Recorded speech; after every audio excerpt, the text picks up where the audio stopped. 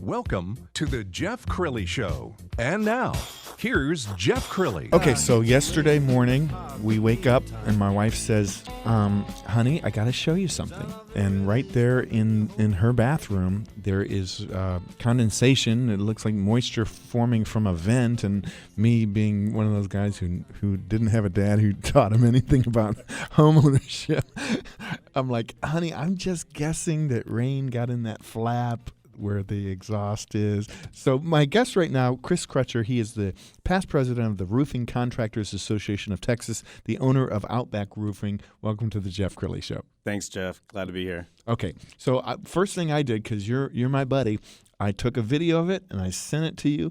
And what'd you say? Pipe jack. Now, what is a pipe jack? The pipe jack is the actual pipes that come out of the rooftop that has a base flashing piece that fits over. It's a rubber membrane.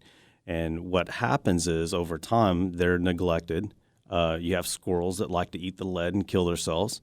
You also have the weathering that takes place that actually dry rots out the rubber. So an ounce of prevention is worth its weight in gold. People neglect their roofs, and these are very simple fixes that can protect your investment.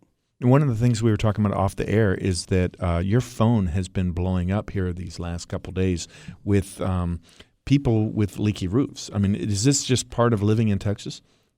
I would say so. It is we get phone calls every rainstorm. You can expect at least a dozen to 2 dozen, if not 100 phone calls in a day. No kidding. There's so many roofs that have been put on in this town that are done incorrectly. And being that when people buy their roofs, they never ever tend to get a warranty. I mean, and the warranties are worth everything. If you do not get a warranty from the manufacturer on your roof, right, the warranty from the roofer, it's not worth the ink that's written on. One of the reasons why you and I first met was because your association really wanted to turn around a negative stereotype and a stereotype that continues to I think haunt the industry is fly-by-night roofers that end up hurting everybody's brand. Let's talk about that a little bit. Well, in the state of Texas, it's the wild, wild west of roofing. There is not a license to be a roofing contractor. It's sad to say that you go to get your nails done and there's a license to be an esthetician. Right. At the end of the day, we need to be protected. The homeowners deserve it. And we have been to the state capitol. I spoke at the state capitol last year. We've asked the state of Texas to regulate us. We're an industry that they feel does not need to be regulated. There's quite a few people that don't want us regulated.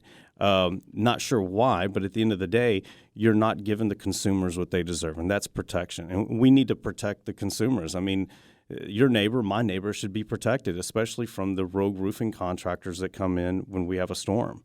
And our association, the Roofing Contractors Association of Texas, has vetted your roofing contractors. Wow. People say, let's just go to the Better Business Bureau website.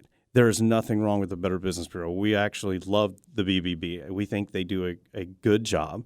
We always know that they could do a better job. But our association, you can go out as a consumer to www.rooftex.com. And every roofing contractor within our association has been vetted from insurance, qualifications, certifications. And this year, I was very proud to be the 40th president of the Roofing Contractors Association of Texas. And what we were able to do is establish a roofing license. Wow. It's the first one of its kind. For 40 years, the previous presidents have worked hard and diligently to protect the consumers in Texas.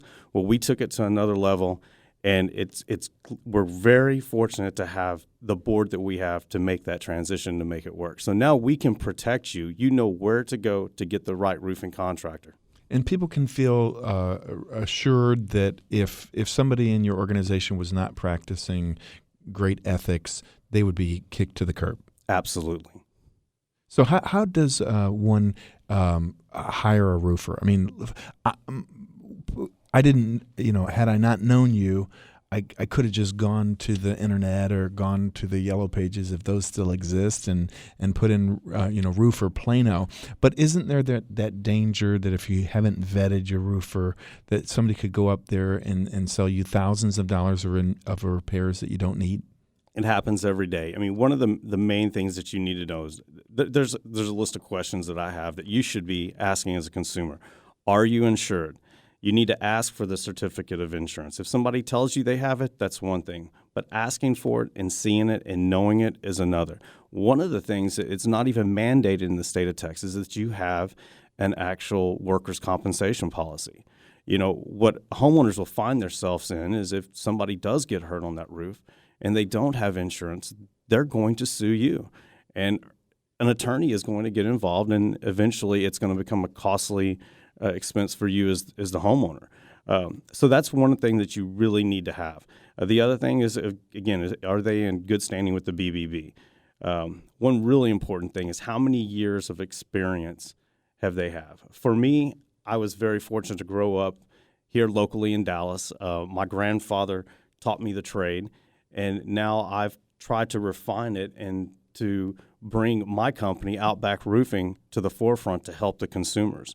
That's really one of the main things you need to do is make sure you have a person that has a LinkedIn business and a brick and mortar office, because a majority of the roofing contractors in this state, they office out of their trucks. They're in Dallas today. They could be in El Paso tomorrow, and Boston, Massachusetts, 4 days down the road. Majority of the roofing contractors that are out there that are not your true locals are traveling, chasing the almighty dollar. If you establish yourself here, you give the consumer a customer service base oriented business, they will continue to refer you, just like you have done for me. And absolutely. Well, I noticed our last guest was talking about sometimes he will not take a client if he doesn't feel like the client has a case. Will people come to you and say, hey, I'm worried about my roof, and you get up there's nothing wrong with the roof? Absolutely. One of the biggest misconceptions I think that a lot of consumers have, and we won't take them at my company, is the homeowners have been instilled over the years that roofing contractors will commit insurance fraud. That means that they'll eat insurance deductibles. It is against the law in the state of Texas. You will get a roofer that's going to knock on your door and tell you, make an insurance claim. You're not going to come out of pocket any amount of money. Now, Jeff, we know that you can't walk into your doctor's office and go to the front counter and say, hey, waive my copay. I really don't feel like paying it today. Right. It's no different in our industry. You've got to be above par, and you've got to make sure that what you represent to the consumer is what you're going to give them.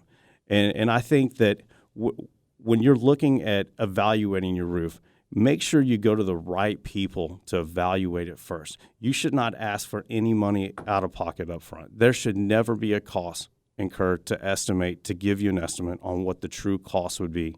Then you should look to find, do they have the insurance? Are they qualified? And one of the biggest things that you need to do is when you do purchase a roof, is you need to make sure that you have the manufacturer's warranty. It's like buying a car, driving it off the lot, and being assured that the dealership or the manufacturer of that car is going to back up and stand behind what you bought. And that is where we have separated ourselves as a company. So we've partnered ourselves with GAF, Owens Corning, Atlas Roofing, and one of the main things that we've learned is nothing against the big box stores, Home Depot and Lowe's, but you want to make sure that you're partnering with a local supplier. And so for my company, we've partnered with ABC Supply. Mm-hmm. One of the main reasons behind that is that we can quality control the products. We know the date that it was manufactured. We know the time it was manufactured, so the consumer knows what they're going to get. If there is a failure, we're going to make sure that they're protected. Let's talk about the danger of home repairs. I'm sure you've had to fix somebody's husband's job sometime because they got up there and say, "Oh, honey, this is no problem. I could just put some duct tape on this." Has that happened? Oh, absolutely. We love men that don't know how to repair their own roofs. It is women. I think women do a better job at repairing them than most men do. Men do not read the directions. Of course not. But right now, one of the main things that we're dealing with repairs is the foundations in Texas, with all the rain that we're getting, has caused shifting throughout the homes. the flashing that run along the homes and the chimneys are now separating. And a lot of homeowners are calling the roofers going, it's the roofer's fault. My roof is leaking. The shingles are failing. That's not the case. The case is there's a lot of anomalies that are showing up. That means that we've had shifting, we've had rain, and there an ounce of prevention, again, is worth its weight in gold. You need to have a roof tune-up, and you need to get proactive versus reactive. And this is the time of year where the rain is dense. It finds ways to get in, and the shingles are very vulnerable because they're not heated up. They're supposed to lay down in the winter, and they're not sealed. This is the best time to protect your investment. If your roof is leaking, is there typically a place where it's going to leak in a home? Typically, it's going to be around the chimney.